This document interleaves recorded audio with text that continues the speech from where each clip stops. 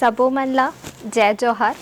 मैं जिज्ञासा गुप्ता आप सभी का मेरे इस चैनल पर स्वागत करती हूँ। छत्तीसगढ़ पूरे भारतवर्ष में अपनी विशिष्ट परंपराओं और सभ्यता संस्कृति के लिए पहचाना जाता है। यहाँ मनाए जाने वाले पर्व और त्योहारों की भी अपनी विशेषताएं हैं। छत्तीसगढ़ में दिवाली को देवारी पर्व के रूप में जाना जाता है, तो बस्तर के आदिवासी क्षेत्रों में लोग इसे दियारी के रूप में मनाते हैं। छत्तीसगढ़ को पौराणिक काल में कौशल राज्य कहा जाता था। छत्तीसगढ़ की राजधानी रायपुर से 27 किलोमीटर की दूरी पर स्थित है चंदखुरी गांव। इसे भगवान राम की मां कौशल्या का जन्म स्थान माना जाता है। यहाँ जलासेन तालाब के बीचों बीच माता कौशल्या का सुंदर मंदिर बना हुआ है, जिसमें भगवान श्री राम की माता की गोद में बैठे हुए मूर्ति है।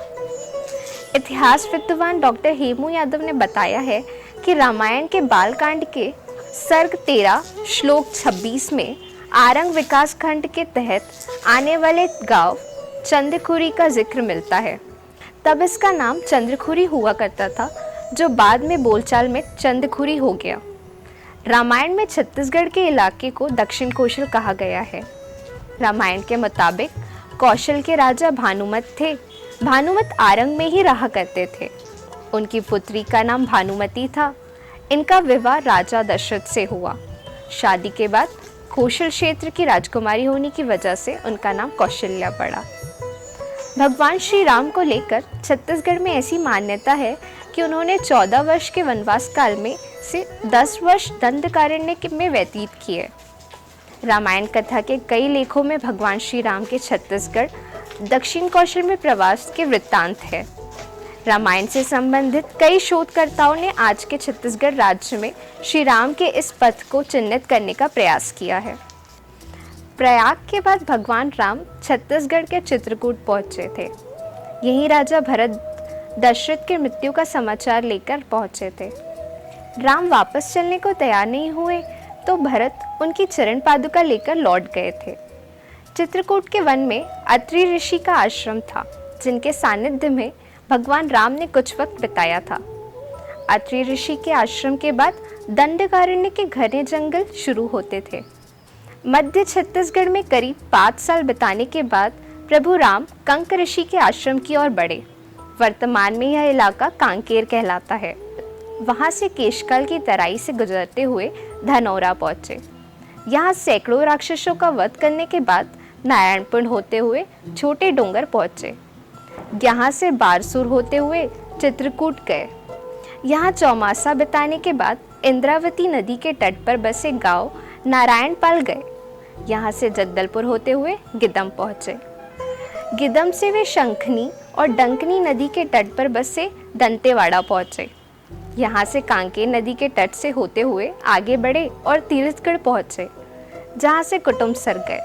आगे बढ़कर सुकमा होते हुए वे रामारम पहुँचे। इसके बाद कोटा और शबरी नदी के तट से होते हुए इंजरम पहुँचे। यहाँ से आगे बढ़े तो छत्तीसगढ़ और आंध्र प्रदेश के तटवर्ती इलाके कोलवरम पहुँचे। आगे बढ़े तो भद्राचलम पहुँचे, जो छत्तीसगढ़ में उनका आखिरी पड़ाव था। इसके बाद वे दक्षिण पथ की ओर बढ़ गए। शोध के नेतृत्वकर्ता डॉक्टर मन्नूलाल यदू का दावा है कि धमतरी जिले के पास नगरी सिहावा में राम का सबसे ज्यादा समय बिता है। इसके पीछे उनका तर्क है कि सिहावा में रहने वाले ऋषि ऋंगी दशरथ की दत्तक पुत्री शांता के पति थे। यह स्थान उनके जीजाजी का रहा है। यहाँ स्थित शांता गुफा इसका प्रमाण है। छत्तीसगढ़ के धमतरी जिले के एक गांव सेमरासी पूरे देश में यह पहला ऐसा गांव होगा जहां हर त्यौहार हफ्ते भर पहले ही मना लिए जाते हैं। ग्राम देवता की प्रसन्नता के लिए गांववासी ऐसा करते हैं। एक तरफ गांव के सभी लोग दीपावली का उत्सव मनाने एकजुट होते हैं। वरिष्ठ साहित्यकार डॉक्टर हेमू यादव ने बताया है कि प्रायः दिवाली या दीपावली हिंदी के शब्द है, वहीं छत्तीसगढ़ी में देवारी के रूप में दिवाली मनाई जाती है। देवारी पूर्ण रूप से छत्तीसगढ़ी भाषा का शब्द है। बस्तर के सामान्य जन जहां कार्तिक मास की अमावस्या को राम कथा के अनुरूप लक्ष्मी जी की पूजा के बाद पटाखे फोड़कर रोशनी के साथ दीपावली पर्व मनाते हैं, वहीं बस्तर का आदिवासी इन सभी परंपराओं से सर्वथा अछूता रहकर कुआर कार्तिक मास में लक्ष्मी पूजा के स्थान पर लक्ष्मी फसल विवाह, लक्ष्मी जगार का आयोजन कर अन्न व पशुधन पर केंद्रित दिवाली मनाता है। बस्तर के आदिवासी भी लक्ष्मी की पूजा करते हैं, लेकिन उनके लिए खेतों में खड़ी फसल ही लक्ष्मी का स्वरूप होती है और आदिवासी जीवन में माटी पूजा का महत्व होता है। गांव के पुजारी की अनुमति से ही ग्राम प्रमुखों की बैठक बुलाई जाती है और इनमें दिवाली मनाने का दिन निश्चित किया जाता है। तो ये थी राम भगवान और उनके वनवास के दौरान छत्तीसगढ़ में गुजरे हुए दिन की एक कहानी। साथ ही हमने जाना बस्तर के आदिवासी द्वारा मनाए जाने वाले दिवाली त्योहार के बारे में। आगे हम ऐसे ही छत्तीसगढ़ से जुड़ी अनोखी कहानियाँ आप तक पहुँचाते रहेंगे। जय जोहार।